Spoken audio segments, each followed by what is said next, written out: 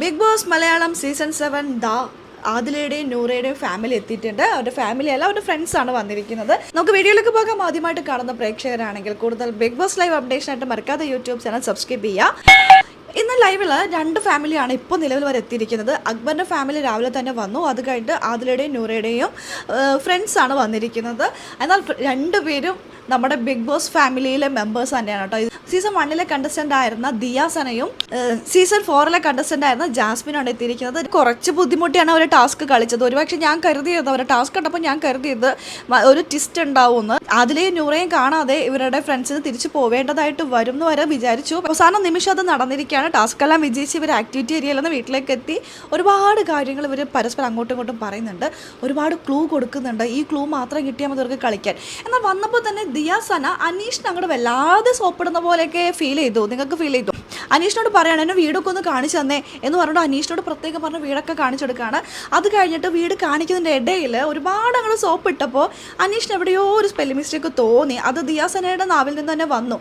ഇതിൻ്റെ ഇടയിൽ പറയുന്നുണ്ട് അതിൽ പാവോട്ടോ, അതിലേക്ക് നിങ്ങളെ ഭയങ്കര ഇഷ്ടമാണ്, അവൾക്ക് ഇഷ്ടമുള്ള ആളെ അവൾ കൂടുതൽ ചൊറിയുള്ളൂ എന്ന്.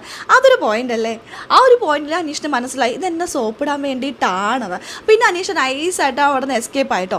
ആ സമയത്ത് ദിയാസന വീണ്ടും വിളിച്ചിട്ട് അനീഷിനെ കൊണ്ട് എന്നെ വീട് മുഴുവനായിട്ട് ഒന്നുകൂടി കാണിച്ചെന്നേ എന്ന് പറഞ്ഞിട്ട് മാക്സിമം ടൈം അനീഷുമായിട്ട് സ്പെൻഡ് ചെയ്യാൻ വേണ്ടിയിട്ടാണ് ദിയാസന ശ്രമിക്കുന്നതായിട്ട് ലൈവിൽ നമ്മൾ കണ്ടത്.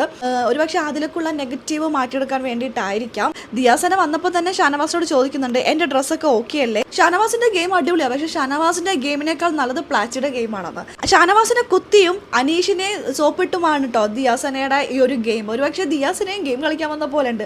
അത്യാവശ്യം നല്ല രീതിയിൽ ആൾ കളിച്ചിട്ടുണ്ട്. അതായത് റിയാസ് വന്ന് അത്യാവശ്യം നല്ല രീതിയിലുള്ളൊരു നെഗറ്റീവ് അതിലേക്ക് വാങ്ങിച്ചു കൊടുത്തിട്ട് പോയിട്ടുണ്ടായിരുന്നു. എന്നാൽ ദിയാസന വന്നിട്ട് അത് പോസിറ്റീവ് ആക്കാനുള്ള ശ്രമമൊക്കെ നടത്തുന്നുണ്ട്. എന്തായാലും കുഴപ്പമില്ല, അതാണല്ലോ വേണ്ടത്. മാക്സിമം മോട്ടിവേറ്റ് ചെയ്യുന്നുണ്ട്, അവരെ എല്ലാവരെയും മോട്ടിവേറ്റ് ചെയ്യുന്നുണ്ട്. അനീഷ് നൈസായിട്ട് എസ്കേപ്പ് ആയിട്ടുണ്ട്. കളികൾ മനസ്സിലാക്കി തന്നെ കളിക്കുന്ന കണ്ടസ്റ്റൻ്റ് ആണ് അനീഷ്. അതുകൊണ്ട് തന്നെ അനീഷ് നൈസായിട്ട് ദിയാസനയുടെ അടുത്തുനിന്ന് എസ്കേപ്പ് ആയിട്ടുണ്ട്. വന്നപ്പോൾ തന്നെ മുൻ കണ്ടസ്റ്റൻ്റ് ആയതുകൊണ്ട് ആ ഒരു റെസ്പെക്റ്റും ആ ഒരു രീതിയിൽ തന്നെയായിരുന്നു കേട്ടോ അനീഷ് പെരുമാറിക്കൊണ്ടിരുന്നത്. ഒരുപാട് നേരം അവരോട് ടൈം സ്പെൻഡ് ചെയ്തു, സംസാരിച്ചു. പിന്നെ ഇതിൻ്റെ ഇടയിൽ അതിലേ ബൂസ്റ്റപ്പ് ചെയ്യാൻ വേണ്ടിയിട്ട് അനീഷിനെ യൂസ് ചെയ്യുന്നതായിട്ട് അനീഷിനെ ഫീൽ ചെയ്തപ്പോഴാണ് കേട്ടോ അനീഷ് മാറിക്കളഞ്ഞത്.